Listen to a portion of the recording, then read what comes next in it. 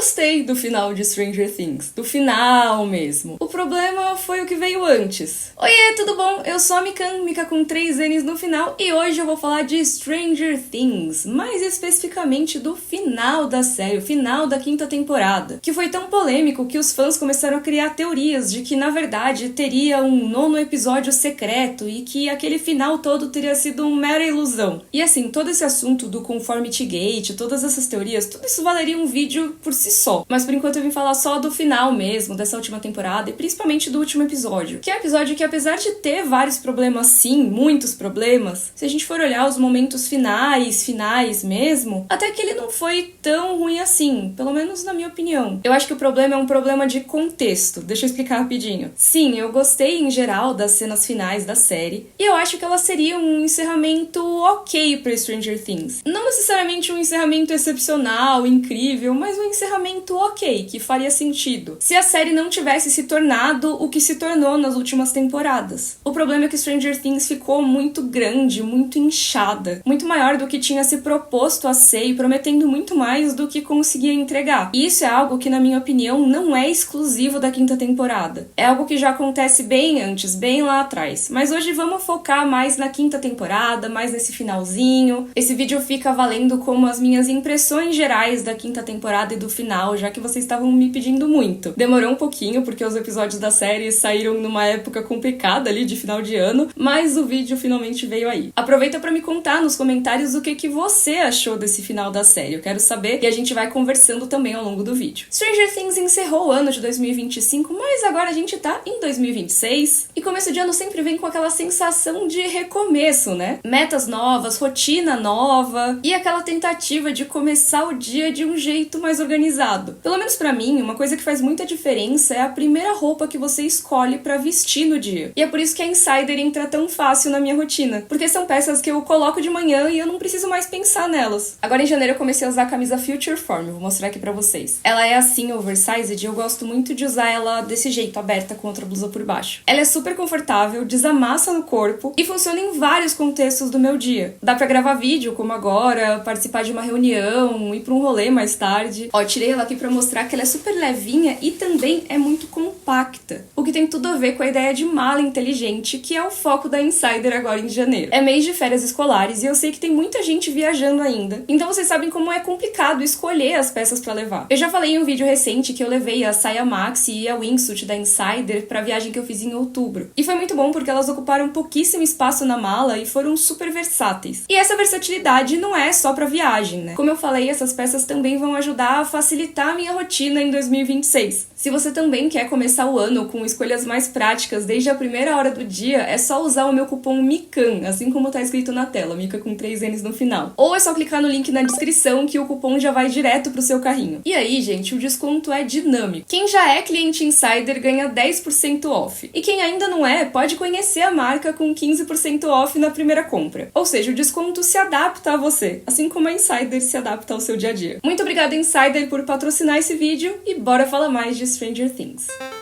Como eu falei no começo do vídeo, eu acho que os problemas que rolaram nesse final de Stranger Things, que todo mundo tava reclamando sobre a 5ª temporada, esses problemas já estão na série faz um certo tempo. Stranger Things é uma série que eu sempre cobri aqui no canal. Se vocês forem procurar, tem vídeo meu de todas as temporadas, eu acho. Mas se você for notar, eu só tenho um vídeo sobre a 4ª temporada. Eu tinha feito um vídeo sobre a primeira parte da 4ª temporada, mas eu nunca fiz um vídeo sobre a segunda parte. E isso foi porque eu não vi esses episódios finais. Quer dizer, agora eu vi, né? 3 anos depois. Eu revi a 4ª temporada junto com o restante da série, e aí sim eu consegui ver esses episódios finais pra poder me preparar pra 5ª e última temporada. Mas por que que eu não tinha visto aqueles episódios? Por que que eu não tinha feito vídeo? Porque eu cansei no meio da temporada. Eu cansei da série um pouco. Sendo que, como eu falei, é uma série que eu cubro todas as temporadas. É uma série que eu gosto bastante, pelo menos do começo dela eu gosto bastante. E se você for ver o meu vídeo sobre a parte parte 1 da 4ª temporada, dá pra ver já alguns problemas que eu apontei lá. Teve sim algumas coisas que me prenderam bastante, tipo Hellfire Club, eles falarem de RPG e tal. É um vídeo sem spoilers, então eu não entro em muitos detalhes das coisas que mais me incomodaram, mas eu sentia já naquele momento que a série tinha se perdido um tanto. Aí eu tinha visto esses primeiros episódios e fiquei de assistir os novos quando eles saíssem depois de um tempo. E eu simplesmente fiquei enrolando pra assistir,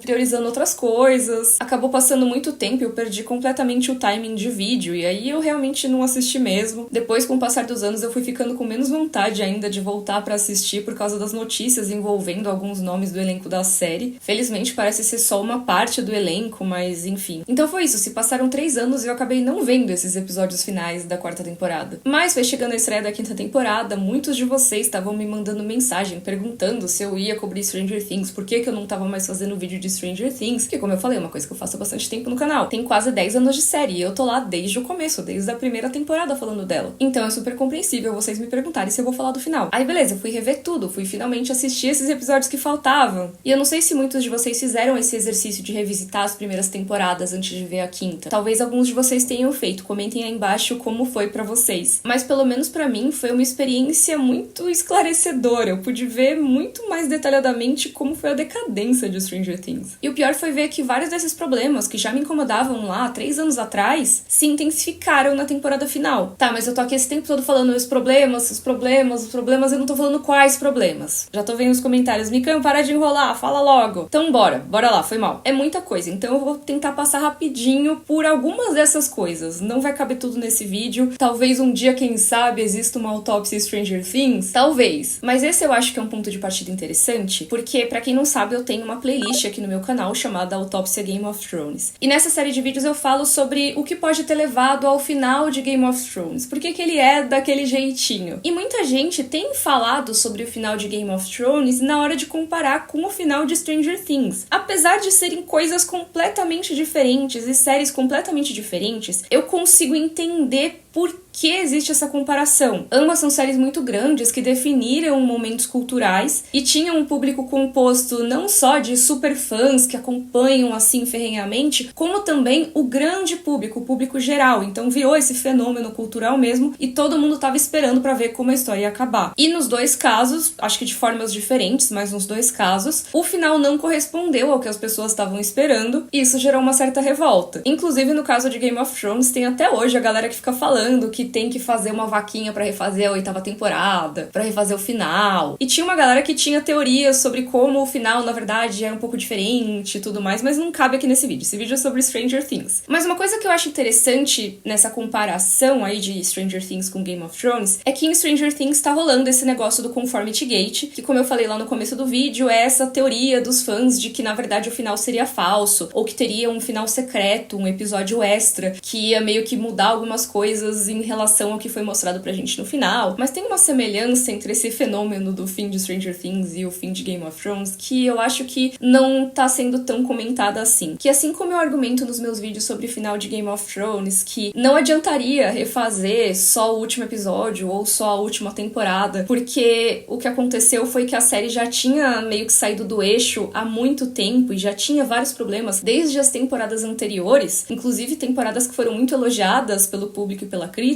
Eu também acho que os problemas apontados em Stranger Things não são intrínsecos ao último episódio e também nem à última temporada. Eu acho que sim, as pessoas começaram a perceber os problemas gerais da temporada, até que um pouco antes do que o público geral começou a reclamar dos problemas de Game of Thrones na última temporada, mas eu acredito que em Stranger Things, como a 4ª temporada é muito amada pelo público, talvez não esteja circulando tanto essa ideia de que, na verdade, o problema da 5ª temporada vem de um pouco antes. Como eu falei, esse vídeo aqui não é pra ser uma autópsia Stranger Things, então eu não vou entrar em tantos detalhes assim, mas a gente pode discutir aqui nos comentários, tá? O meu ponto é que mesmo se trocassem esse episódio final, se tivesse um episódio extra que desmentisse várias coisas e tudo mais, a temporada ainda ia ter todos os problemas que ela teve até chegar no final, ou mesmo se eles anulassem a temporada toda, o que seria bem bizarro, ainda tem todas essas questões vindas de temporadas anteriores que eu acredito que transformaram transformaram Stranger Things em uma coisa muito diferente do que tinha lá no começo. E diferente às vezes é bom, mas tem algumas coisas de diferente que eu não gostei muito e agora finalmente bora falar delas. Para de enrolar, Miriam. A partir daqui, spoiler de tudo de Stranger Things, porque eu preciso falar da última temporada, do final, então vai lá assistir, depois volta aqui. Primeira coisa é que a série virou uma paródia de si mesmo. Isso já acontecia de outras temporadas, como eu falei, muitas dessas coisas já aconteciam em outras temporadas, mas a série vai se autorreferenciando cada vez mais. E isso é um fenômeno bastante interessante, né? Se as principais referências ali das temporadas iniciais eram os anos 80 e os filmes e séries da época, agora uma das principais referências de Stranger Things é Stranger Things. Tem um monte de flashbacks e cenas que parecem repetidas da própria série. E não é um problema ter isso, às vezes é legal você fazer uma referência a algo que aconteceu no passado, tipo o discurso do Dustin ser uma referência ao Ed, mas em alguns momentos parece que a série tá só se repetindo e se homenageando a troco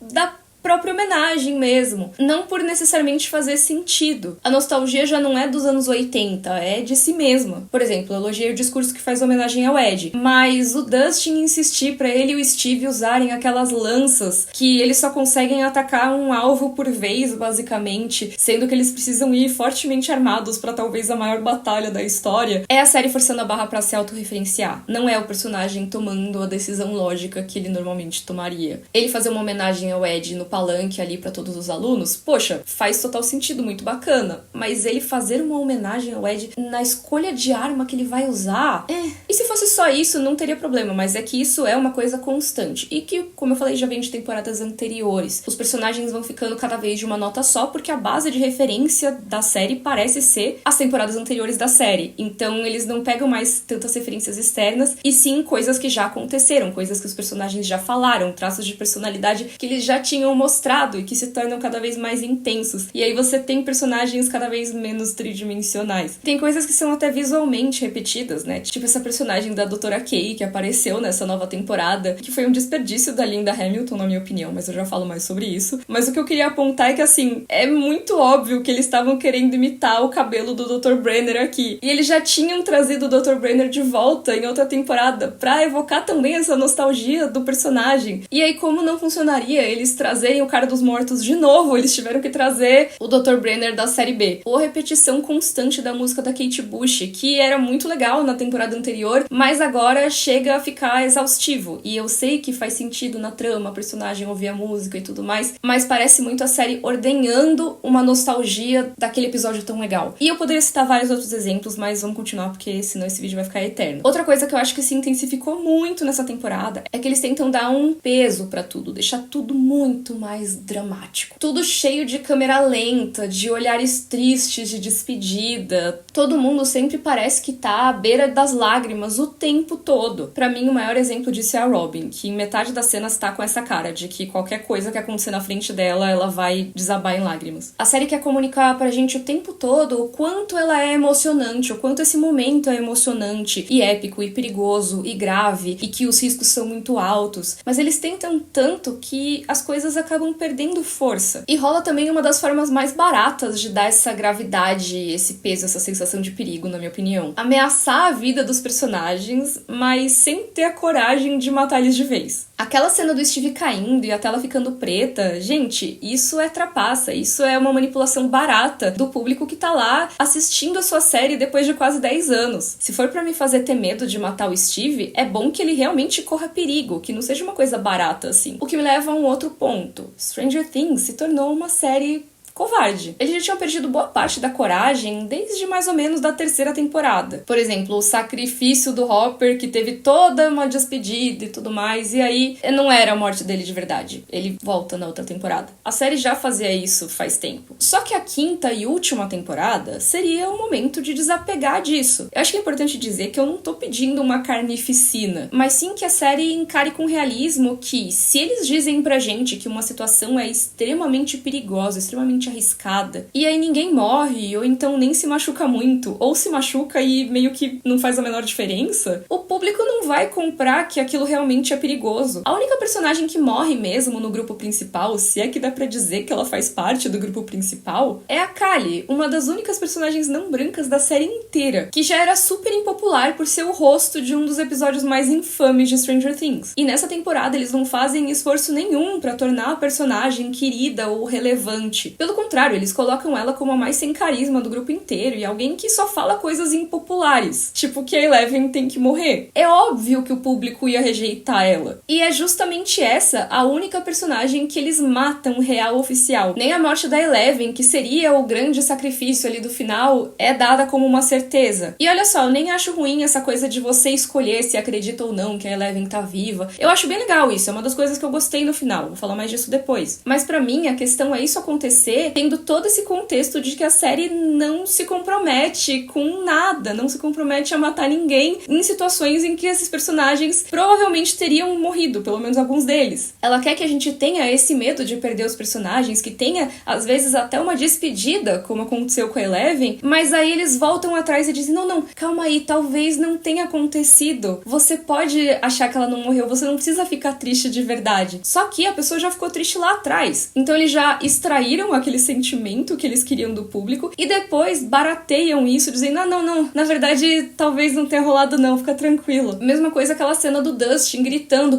não, mas se a Nancy atirar, todo mundo vai morrer, tudo vai acabar, nanana. Um pânico, um nervoso. Realmente, eles colocam essa sensação de um perigo iminente. E aí tem o walkie-talkie quebrado, que é de uma cena de conflito dele com o Steve, então parecia um negócio bem construído ali, né? Nossa, eles brigaram e aí o Dustin não consegue se comunicar e por causa disso vai acontecer uma catástrofe. E aí a Nancy atira no negócio. E ninguém morre. Praticamente nada acontece, só um vendaval. A Nancy e o Jonathan têm aquele diálogo em que eles falam a verdade um pro outro, e que é uma cena bem legal, foi uma das cenas que eu gostei na temporada. Eu achei que foi bem legal a troca entre eles, mas foi uma troca que aconteceu porque eles estavam ali à beira da morte. Eles estavam prestes a se afogar naquele material ali. E aí, eles não morrem. Essa despedida, esse momento todo emocionante, foi por nada, vamos dizer assim. E, de novo, eu gostei da cena. E eu acho até legal parar, assim, bem no momento em que eles iam se despedir mesmo e tal. Eles serem salvos no último minuto é bacana. Mas a questão é que não foram só eles que foram salvos, foram todos os outros personagens. E a armadura de enredo é tão forte nos personagens que o próprio universo para um pouco de fazer muito sentido. Porque se você pegar, por exemplo, um Demogorgon, essa criatura já teve muitos níveis de força diferentes, né? Na primeira temporada, Demogorgon era super ameaçador e tal. E isso foi decaindo um pouco nas temporadas seguintes, ok. Mas aí chega na quinta temporada e aí eles são a prova de balas e matam os militares em um golpe só. Mas se você for do elenco principal, eles só te jogam pro lado muito forte, só que não tão forte pra você se machucar de verdade. Ou então eles te deixam meio debilitado, mas com uma cicatriz da hora no pescoço e depois fica tudo bem. O problema não é a série não matar personagens. O problema é a série colocar personagens em situações em que eles provavelmente morreriam e não deixar que eles morram, porque eles são especiais e a série não quer que eles morram. Se eles tivessem desapegado de alguns desses personagens, eles não só diminuiriam essa sensação de armadura de enredo que tava rolando o tempo todo, como também deixariam o elenco da série menos inflado. Porque esse é um outro ponto também da quinta temporada. Tem gente demais nessa série. Stranger Things tinha cada vez mais personagens, foi acumulando ao longo das temporadas. E alguns desses personagens não acrescentam praticamente nada às cenas que eles participam. Na verdade, eles até atrapalham, porque deixam essas cenas infladas. E mesmo com isso, mesmo sendo nitidamente um problema e algo que atrapalha as cenas da série, eles não conseguem nem matar personagens que deveriam ter morrido. Tipo a Senhora Wheeler. Tudo bem, eu entendo que a Senhora Wheeler tem uma cena legal depois, então tá bom, pelo menos o Ted Wheeler. Que diferença faria se ele tivesse morrido, gente? Cara, pra que deixaram ele vivo? Tem todo o novo núcleo infantil, que até que é legal, tem algumas das partes mais interessantes dessa temporada, mas acaba sendo mais uma coisa no meio de tudo aquilo. O problema não é ter as crianças, mas sim que tem adulto e adolescente demais. E eles não param de trazer gente nova, né? Tem uma hora que tem lá a Vicky, a namorada da Robin, e aí tem o professor Clark, tudo no meio da galera. E você pensa, nossa, mas por que esses personagens têm que ficar aqui direto o tempo todo? Precisa de menos personagem, não mais. Acho que o maior exemplo disso é a cena do Will saindo do armário, que era pra ser um dos pontos altos da temporada, mas na minha opinião não foi muito não. Essa cena, imagino eu, poderia ter funcionado muito pra fortalecer esse vínculo do Will com a família, com os amigos mais próximos dele. dele. Poderia ter sido um momento singelo e realmente muito emocionante, mas acabou virando quase que uma reunião com 15 pessoas numa sala imensa, porque não tem como filmar uma cena com tanta gente assim em um ambiente intimista, eles iam ficar todos ali apertados, né? Então você precisa mesmo de um espaço maior se você quiser botar todos aqueles personagens. Só que aí você acaba gerando uma sensação de distância entre eles, o oposto do que supostamente era pra ser. E aí o pior disso tudo é que se você botou quase 15 pessoas lá dentro, essas pessoas teoricamente não podem estar lá à toa, né, sem aparecer direito na cena. Então você precisa mostrar a participação delas na cena. E aí a série fica mostrando a reação de cada um o tempo todo. Isso não só na cena do Will, em todos os momentos. Sempre tem alguém explicando o plano, aí alguém vai lá e completa a frase, aí mostra a reação na cara de todo mundo sempre. E aí parece que as cenas duram muito mais do que elas deveriam durar, porque você tem que colocar a participação de toda essa gente. Nessa cena do Will, chega até a ficar meio cômico o quanto as reações continuam. Porque eu não lembro se é a Joyce ou o Jonathan que falam, a gente nunca vai te abandonar e tudo mais. E aí sempre tem alguém que fala, nem eu, também não vou te abandonar. E aí outra pessoa, também não vou te abandonar, também não, também não. E ficam várias pessoas falando isso. Aí fica uma coisa como se fosse na Sociedade do Anel, que é, você tem a minha espada,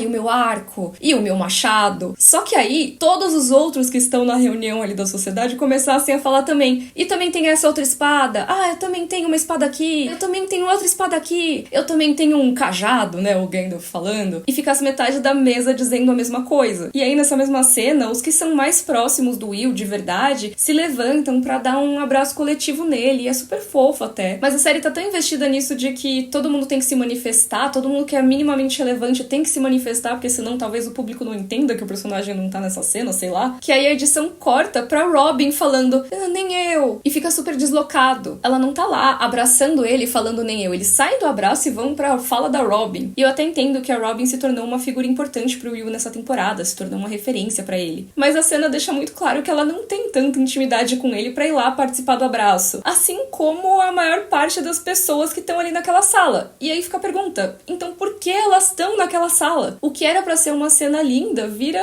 uma entrevista coletiva, um pronunciamento oficial. Mas ele tinha que contar pra todo mundo porque vai que o Vecna fizesse um exposed e as pessoas não gostassem mais dele. Sim, porque ia ter uma força dramática absurda o Murray não gostar do Will ser gay. Se a Kali ligasse pra sexualidade dele. Não precisava ter tanta gente nessa cena. E eu acho que não precisava ter tanta gente na maior parte dos momentos da temporada. Nessa temporada tem sim cenas legais. Tipo a treta e depois o desabafo do Dustin com o Steve sobre ele ter medo de perder mais um amigo e como ele se sente depois da perda do Ed. E também a cena do término do Jonathan com a Nancy, que eu já mencionei aqui. São cenas bacanas, são cenas emocionantes. E a diferença é que essas cenas acontecem apenas entre as pessoas que estão envolvidas diretamente naquele conflito. As pessoas que realmente têm um envolvimento emocional direto com aquilo. Não com 40 outras pessoas em tela. Imagina se fosse essa cena do Jonathan com a Nancy na frente de todo mundo ali. Não ia ser uma coisa estranha? Pois é, metade das cenas da série é meio que assim. E não satisfeitos em colocar mais gente no elenco principal, eles colocaram mais antagonistas. Eu já falei como eu acho a Doutora Kay e um Dr. Brenner da série B, né? Mas todo o núcleo dos militares dessa temporada pareceu muito uma ameaça vazia pra mim. Se nas primeiras temporadas ao menos tinha um monte de conspirações e tudo mais, tinha que rolar uma investigação um pouquinho maior, nessa única grande revelação que tem ali sobre os objetivos dos militares, acaba sendo contada de forma expositiva pela Kali e meio que acaba sendo deixado de lado também pro final. Parece que eles estavam lá como mais um elemento pra inchar essa trama. E falando em ameaças, antagonistas e tudo mais, isso também é uma coisa que vem rolando ao longo das temporadas, que é que o mundo invertido foi perdendo a força, foi se tornando cada vez menos ameaçador. Vocês lembram como as pessoas tinham que usar trajes especiais pra ir pro mundo invertido? Que não dava pra ficar respirando aquele ar por muito tempo porque ele era tóxico? Como o mundo invertido era um lugar frio, perigoso, tenso. Você dificilmente conseguiria andar lá dentro sem correr o risco de morrer a qualquer momento. E agora dá pra dirigir de boa, apostar corrida de carro lá dentro. Eu entendo que, o Vecna tá desaparecido e tudo mais, então talvez não esteja tão ameaçador quanto tava antes, mas também eu acho que não é pra tanto. E mesmo se fosse isso, mesmo se ele tivesse se tornado menos ameaçador, de certa forma, não é bem esse meu problema. O problema é que o mundo invertido era tão assustador porque ele era misterioso. E a graça do mistério, em geral, só existe quando ele ainda é um mistério. Na minha opinião, o terror da série se perde quando ela começa a se explicar demais. Ainda mais com tantas inconsistências e variações que tem aí nessa construção de mundo ao longo das temporadas. Mas mesmo se não tivesse isso, mesmo se eles conseguissem explicar tudo certinho, ficasse tudo bem assim, tintim por tintim, fazendo sentido. Mesmo assim, o problema não é fazer sentido ou não, e sim a explicação. Quanto mais eles dão volta pra explicar, pior fica. Quando você entende uma coisa, você analisa ela com cuidado, você conhece os detalhes e a forma que ela funciona, é bem mais difícil você ter medo dela. Pelo menos a sensação de medo que uma história como Stranger Things trazia nas suas primeiras temporadas. Tanto que as temporadas foram ficando cada vez mais de ação e menos de suspense ou horror, como eram as primeiras. Essa mudança não foi necessariamente linear, porque na quarta temporada a gente volta um pouco mais para esse elemento de terror, mas é bastante diferente do que tinha no começo. E é sobre isso que eu queria falar agora, espero que brevemente, porque é um dos meus maiores problemas com Stranger Things, mas ao mesmo tempo eu tenho medo de ser mal interpretada, então vamos lá, calma. Eu tava falando aqui que essa coisa do mistério, do incompreensível, é algo que chamava muita atenção no mundo invertido nas primeiras temporadas, né? Aí eles começaram a explicar tudo e perdeu um pouco do apelo, pra mim, pelo menos. Mas na minha opinião, pior do que eles tentarem explicar como funciona é a série dizer pra gente, ou sabe, todo aquele horror cósmico, aquelas coisas incompreensíveis, aquelas coisas estranhas. Pois é, era tudo esse cara aí. E aí é que vem o que eu acho que pode ser mal interpretado, mas vamos lá. Eu não gosto da presença do Vecna em Stranger Things. Mas calma, o problema não é o Vecna em si. Eu até que gosto dele na quarta temporada, de algumas coisas da trama envolvendo ele na quarta temporada. Eu achei interessante a forma que eles estruturaram a história, a coisa do Vecna ser uma vibe meio Freddy Krueger. Eu gosto dessa trama da quarta temporada de Stranger Things. Mas eu gosto da trama, e não dela ser parte de uma temporada de Stranger Things. Eu acho que essa história talvez tivesse funcionado melhor se fosse em outra série. Não é que não tenha funcionado em Stranger Things, mas é que pra fazer funcionar em Stranger Things, eles tiveram que moldar a série que existia pra fazer caber no que eles queriam contar na quarta temporada. O tanto de retcon, né, de alterações aí na continuidade, se você não sabe o que é retcon, tem um vídeo meu explicando. O tanto disso que eles tiveram que fazer pra fazer sentido o que eles queriam dizer de que na verdade sempre era o Vecna por trás de tudo, eles tiveram que mexer em muita coisa que estava estabelecida pela série. E assim, retcon é uma coisa meio perigosa. Às vezes pode dar certo se for algo pequeno, mas no caso de Stranger Things foram retcons muito grandes. E a forma que eles fizeram isso, eu não gostei nem um pouco. Eu acho que tanto os da quarta temporada quanto os que apareceram na quinta temporada, parece que eles estão chamando o público de burro, dizendo, não, você não tá lembrando direito, sempre foi assim. Ou então colocando como uma grande revelação que, na verdade, fui eu, o Jill. Não, fui eu, o Vecna, no caso, né? O problema que eu tenho com o Vecna é mais ou menos o problema que eu tenho com o Rei da Noite Game of Thrones. Esse assunto por si só já daria outro vídeo e eu não quero deixar esse aqui muito maior do que ele tá, nem ficar falando de Game of Thrones o tempo todo, porque esse é um vídeo de Stranger Things, mas resumindo muito, por que eu acho isso? Claro que tem sim algumas diferenças entre esses personagens, mas tem muito mais semelhanças, principalmente na função que eles exercem na história. Assim como o Night King, o Vecna é uma personificação da ameaça. Em Game of Thrones você tinha a ameaça dos White Walkers e também os mortos levantando e atacando as pessoas, e em determinado momento da série começou a ganhar mais destaque esse personagem que é chamado de Rei da Noite. Ele é como se fosse um líder dos White Walkers, ele comanda essa legião dos mortos. E conforme ele foi ganhando mais destaque na série, ele foi tomando uma importância cada vez maior na trama. Porque, claro, o elemento dos White Walkers era um elemento importante na trama, mas a questão é que ele se tornou o elemento White Walker. Ele se tornou a figura principal dessa trama, a figura que deveria ser combatida. E tudo ficou muito mais simplificado a partir disso. Ele era a figura central, então tudo era meio em torno de derrotar esse cara. Por isso que eu falo que é uma personificação da ameaça. E o Vecna meio que cumpre essa mesma função em Stranger Things. Antes, o mundo invertido, o Demogorgon e as outras criaturas assustavam não só por serem ameaças, mas principalmente por serem incompreensíveis. É o que eu falei do mistério lá atrás. Não dava pra saber com todas as letras o que eles queriam, quais eram os objetivos e estratégias, quais eram as motivações deles. Conforme as temporadas foram passando, teve aí a figura do Mind Flayer, que tinha aí um determinado plano, um determinado objetivo, mas ainda era uma criatura muito difícil deles compreenderem. Por mais que eu já ache que a terceira temporada dá uma simplificada maior nas coisas, e eu não curto tanto isso, ainda tinha esse distanciamento maior. Eu acho até que o mais assustador nas primeiras temporadas era parecer que nem tinha muito uma motivação, que era meio que uma moralidade alienígena, de sobrevivência e expansão, sabe? Aí você pega tudo isso, todo esse pacote aí, e diz que na verdade não, na verdade eles são todos servos desse cara aí. E pior ainda, né? Um cara humano. Porque o Mind Flayer, por mais que eu não curta tanto, assim como rolou na terceira temporada, ainda é uma entidade meio incompreensível, né? Aí vem a quarta temporada e diz, não, tem um humano malvadão por trás disso tudo aí. Um humano que não só tem motivações bem claras, como fica contando essas motivações em discurso de vilão, aquele discurso bem arrastado, discurso ruim ainda. De,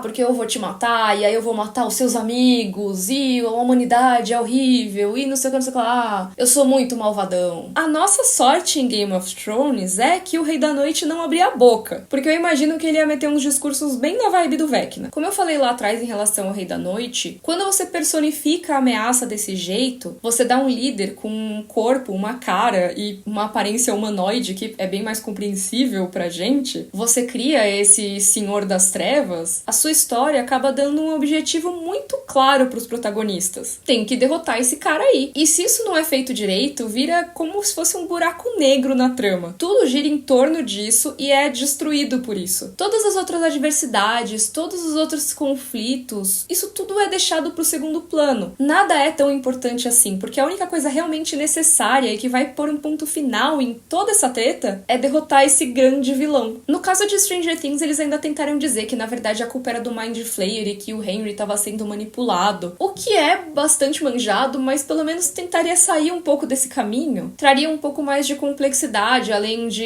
eu odeio a humanidade, então vou acabar com tudo. E rolou essa conversa do Will com o Vecna sobre isso, sobre ele talvez estar sendo manipulado, que como eu falei, é manjado, mas pelo menos sairia um pouquinho do que é mais manjado ainda. Só que é até engraçado como essa conversa durou uns 30 segundos. O Will fala, você tá sendo manipulado, e o Vecna, eu sei, mas eu tô de boa com isso. E meio que a reviravolta, entre muitas aspas, é que ele não é exatamente o líder, que na verdade sempre foi o Mind Flayer. Mas na verdade eles têm essa relação meio simbiótica, então meio que são os dois ao mesmo tempo. E isso não muda muita coisa, porque na prática só revela o monstrão gigante ali pra galera enfrentar. O monstrão, inclusive, que é uma versão super nerfada do Mind Flayer, né? Uma versão concreta de carne e osso, muito menor do que ele aparentava ser nas outras temporadas, uma forma muito mais corpórea, que conversa muito com o que eu falei sobre a personificação da ameaça, sobre o mundo invertido deixar de ser algo incompreensível e assustador para se tornar um monstro aí, qualquer. É muito mais fácil enfrentar os seus medos quando você pode socar eles na cara. No caso do Mind Flayer, ele é um pouquinho grande, né? Então você pode usar as suas lanças pra cutucar ele, a barriga dele. E apesar de eu ter falado tudo isso, eu vou dizer que eu não achei a batalha contra o Mind Flayer em si tão ruim assim. Ela foi anticlimática, é claro, mas eu vou falar mais dela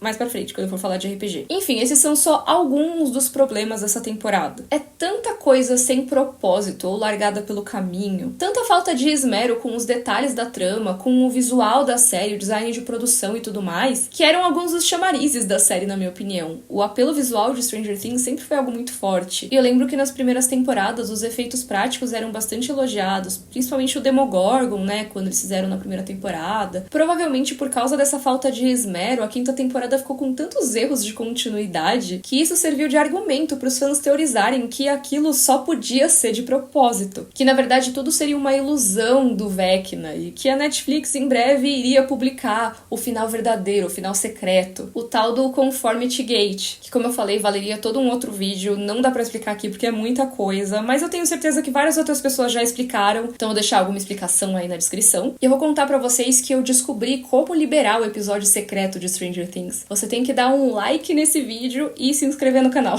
Não, brincadeira.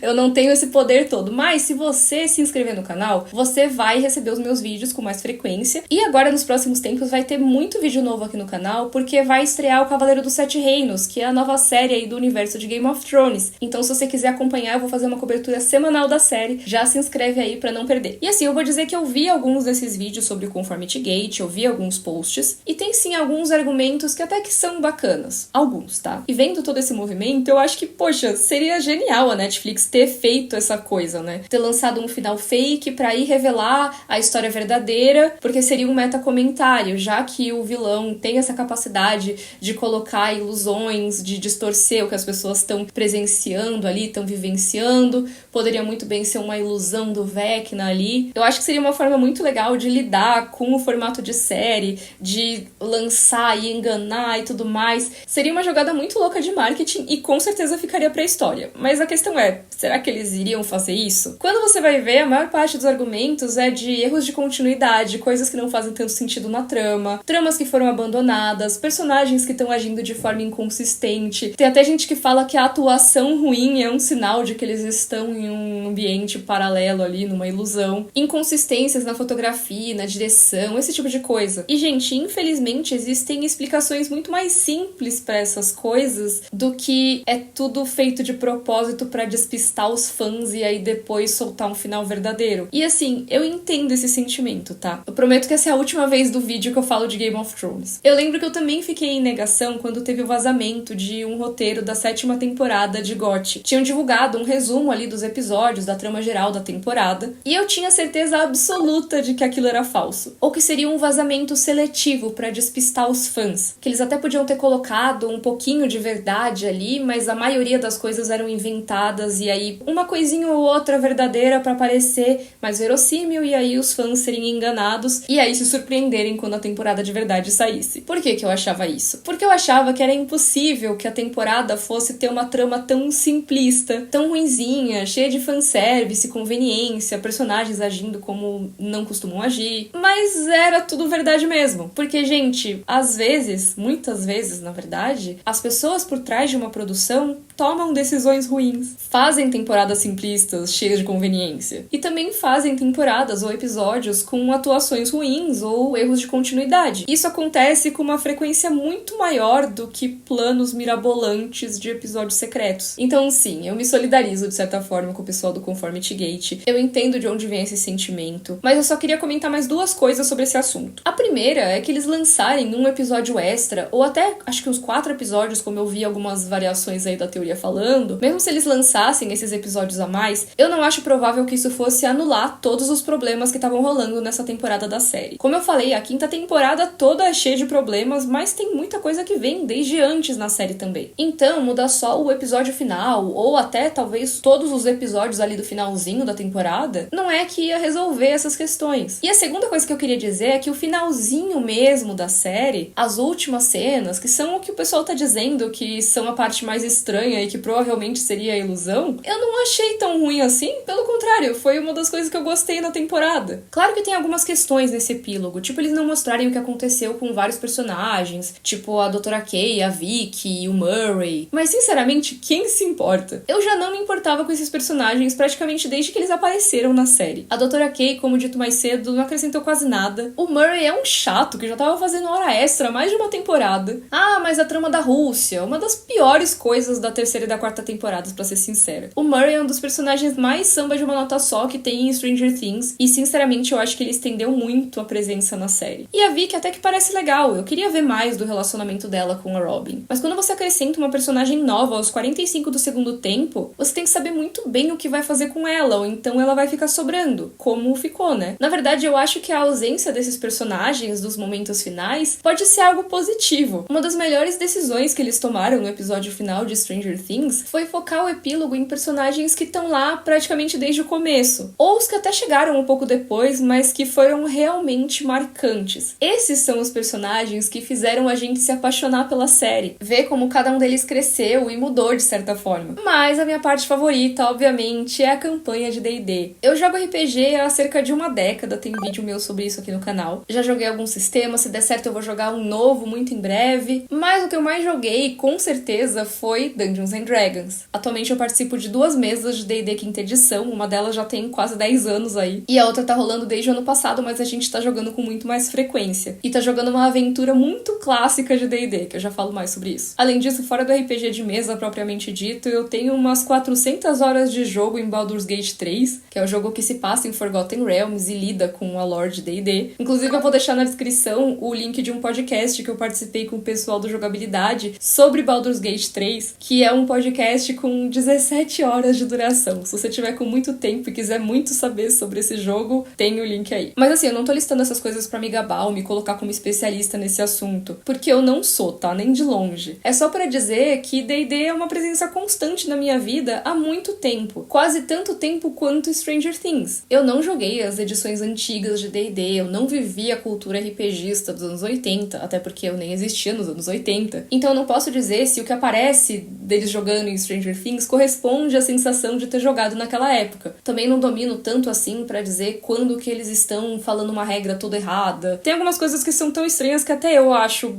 meio bizarro. Como eles falarem nessa temporada que o Will seria um sorcerer, né? Um feiticeiro, porque as habilidades dele seriam inatas, né? Ele teria nascido com as habilidades. Mas assim, se fosse fazer uma analogia com uma classe de D&D, seria muito mais um warlock, né? Um bruxo. Porque os poderes do Will não nasceram com ele. Ele tem esses poderes por causa da conexão dele com uma outra entidade. No caso, o Vecna, ou talvez o Mind Flayer, né? Mas aí tem o negócio do pacto, e aí eu tava até pesquisando isso, e parece que dá pra você meio que fazer o pacto de um lado só. A pessoa não precisa saber que ela fez o pacto. Então o Will poderia estar num pacto e tal. Claro que isso é só detalhe, vamos dizer assim, porque o Mike tava fazendo só uma analogia, não precisaria corresponder perfeitamente à classe que tem no jogo. Mas a questão é que, pelo que eu vi, nem existia a classe dessa forma na época que se passa a série. Só que também não tinha o Sorcerer dessa forma, não tinha o feiticeiro dessa forma. Então, de qualquer maneira, seria anacrônico. Então, se é pra ser assim, é melhor falar que ele é Warlock. Enfim, é o tipo de coisa que eu perguntei pra vocês nas minhas redes, e bastante gente reclamou desse momento do Sorcerer também, mas reclamaram de algumas outras coisas, e teve bastante gente elogiando também a representação da série. Talvez isso renda um outro vídeo, ou então um texto na minha newsletter sobre D&D e Stranger Things, porque eu acho que é um assunto bem bacana. Vou deixar o link da newsletter aqui na descrição também. Não sei se e quando eu vou fazer esse texto, mas já fica de olho ali na newsletter. Mas representações corretas ou incorretas à parte, o que eu queria dizer aqui é que eu sempre gostei da forma que Dungeons and Dragons apareceu em Stranger Things. De novo, aqui eu não tô falando de ser certo ou errado, deles usarem uma analogia incorreta, deles talvez errarem as regras. O que eu tô falando é a sensação que a série traz de ter esse jogo como um momento de criação de vínculo entre esses personagens, de ter o reflexo da personalidade deles na forma que eles jogam o jogo, e isso acabar transparecendo nas cenas fora do jogo também. O RPG tá presente desde a primeira cena dos protagonistas. As cenas deles na primeira temporada começam e terminam com eles discutindo sobre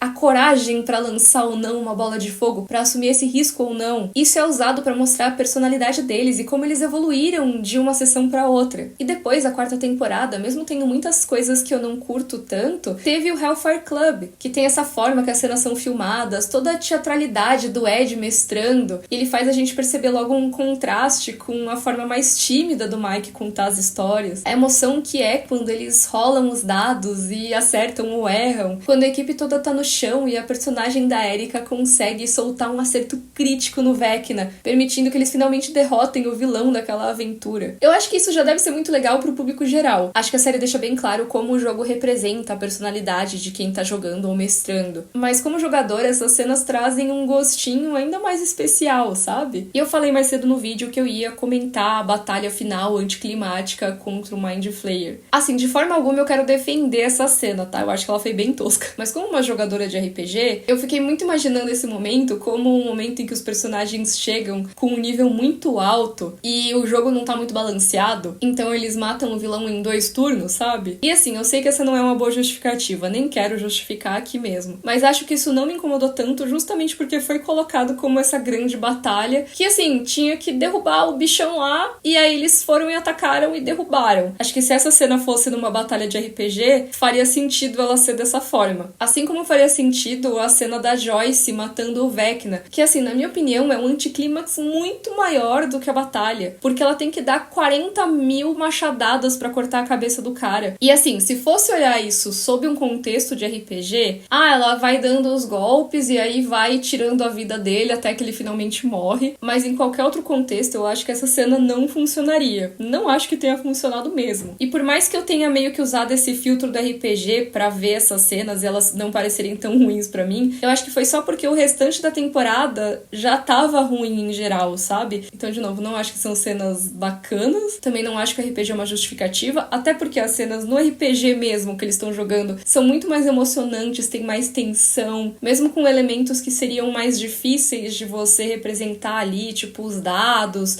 os números e tudo. Mesmo assim, eles conseguem fazer uma coisa legal e emocionante. Não tem por que uma batalha que tá acontecendo lá tecnicamente, né, com os personagens de carne e osso, não tem por que não ser uma coisa mais emocionante mesmo. Eu acho que eles só pisaram na bola, mas sinceramente o restante da temporada foi tão aquém que eu não acho que essa batalha foi o pior problema. Mas deixa eu voltar aqui a falar de RPG, porque eu tinha comentado com vocês que eu tô em 2 mesas e em uma delas a gente tá jogando uma aventura clássica de D&D, né? E essa aventura, olha só, é a Maldição de Strahd, que é exatamente o personagem que eles estão enfrentando nessa última cena do RPG na série. O Strahd von Zarovich é um dos vilões mais icônicos de D&D, assim como o Vecna. Essa versão que eu tô jogando é feita pra 5ª edição de D&D, mas o Strahd e boa parte dessa história existem desde Ravenloft, lá em 83. É claro que foi muito legal ver que depois de ter lidado com o Vecna, tanto o Vecna da série, né, o Henry, como o vilão Vecna, que eles derrotaram ali no Hellfire, eles foram enfrentar um outro inimigo clássico de D&D. Porque afinal, assim como eles, eu e a minha equipe também estamos lá em Baróvia e fazendo os últimos preparativos pra finalmente enfrentar esse vampirão que é o Strahd. Mas isso, obviamente, apesar de ser uma coisa legal, não é o que eu realmente achei legal na cena. Não é porque tem um significado específico pra mim que eu achei a cena legal só por isso. O que eu achei bacana é como essa cena dá essa sensação de ponto final pra essa fase da vida dos personagens. Eles conseguiram concluir uma campanha imensa de RPG depois de ter vivido talvez a maior aventura da vida deles. Eles estão em um momento de transição em que eles se formaram na escola, que eles vão para outros lugares, vão conhecer outras pessoas e a vida deles vai mudar. Nada vai ser a mesma coisa que antes. E é por isso que eu gosto tanto do epílogo dentro do epílogo, que a gente tem sim esse momento do epílogo, toda a cena, né, da formatura, depois do RPG e tal, mas tem esse momento dentro disso, após o final da campanha de RPG, que o Mike vai contar pra onde foram aqueles personagens, o que acontece depois. E essa discussão já tinha rolado dele com a Eleven no começo da temporada, falando sobre, tá, beleza, terminou, derrotamos o vilão, o que acontece depois? E o que acontece depois é que as coisas nunca voltam a ser o que eram. Claro que tem equipes de aventureiros que vão viver várias aventuras, mas às vezes quando chega aquela aventura maior de todas, aquela que realmente mexe com eles, eles vão cada um pro seu lado, eles vão viver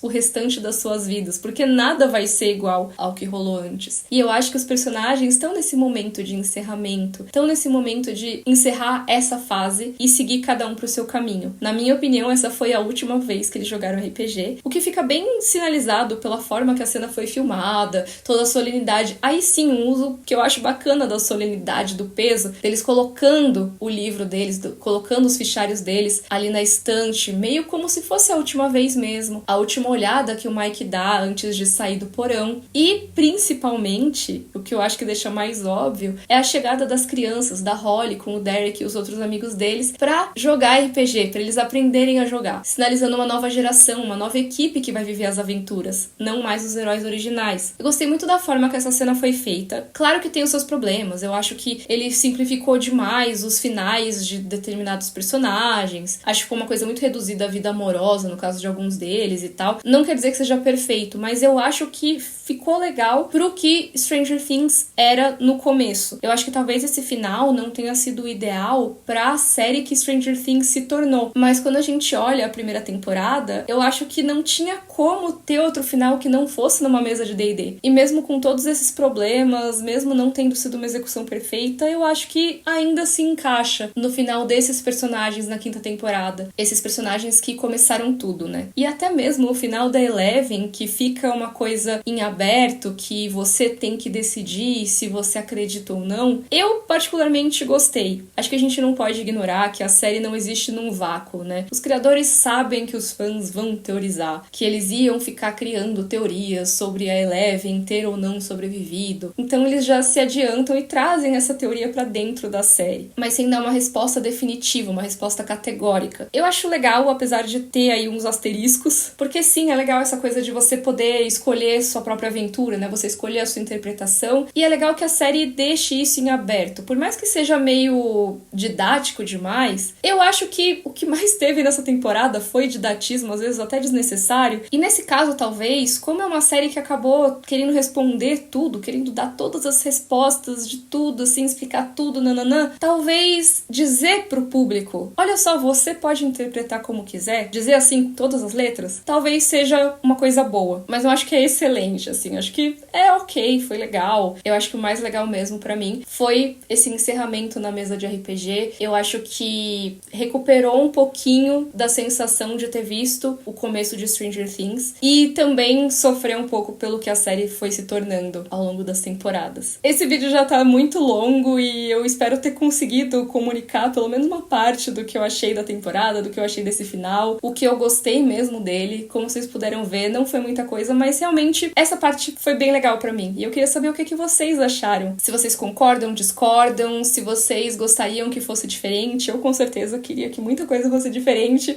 Então vamos conversar aqui nos comentários. Se você chegou até o fim, você foi muito guerreiro, então comenta aí D20 pra eu saber que você assistiu o vídeo até o final. E tem a minha playlist com os vídeos de Stranger Things se você quiser assistir, ou então esse vídeo que o YouTube acha que você vai gostar mais. Um beijo e até a próxima. Tchau, tchau!